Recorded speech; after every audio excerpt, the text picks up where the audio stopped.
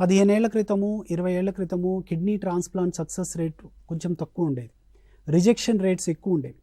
But newer medicines, newer surgical techniques, surgical expertise కూడా ప్రతి చోట పెరుగుతోంది. సర్జికల్ ఎక్స్పర్టైజ్ కావచ్చు, వీటన్నిటి వల్ల కిడ్నీ ట్రాన్స్ప్లాంటేషన్ సక్సెస్ రేట్ అనేది లాస్ట్ 20 ఇయర్స్లో 2 డికేడ్స్లో సిగ్నిఫికెంట్గా చేంజ్ అయింది.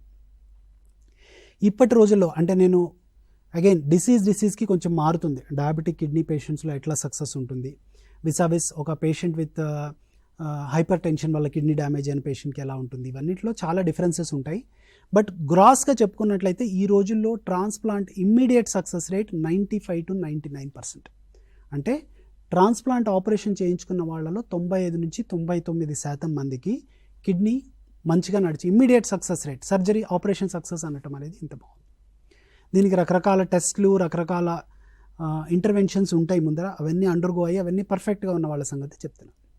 ట్రాన్స్ప్లాంట్ అయిన తర్వాత కిడ్నీ సర్వైవల్ అనేది ఎలా ఉండనేది, ఒకప్పుడు కిడ్నీ సర్వైవల్ 70% సర్వైవల్ అనేది సమ్వేర్ అరౌండ్ 5 to 10 years. అంటే కిడ్నీ 70% మందిలో నడిచే అవకాశం 5 నుంచి 10 ఏళ్ల మధ్య ఉండేది.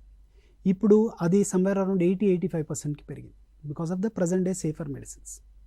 Okay, so transplantation success rate అనేది immediate success rate, long term outcomes, very long term outcomes కూడా సిగ్నిఫికెంట్గా ఇంప్రూవ్ అవుతుంది. చూడండి, ఇదంతా యాక్చువల్లీ ఈ transplant science is all 25-30 years old.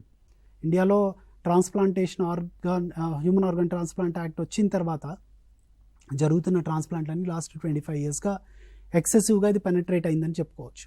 So వీటి తర్వాత our experience is also little, అంటే ఒక 30 ఏళ్ల తర్వాత పేషెంట్స్కి ఏమవుతుంది అని చెప్పగలగటం అనేది కష్టము.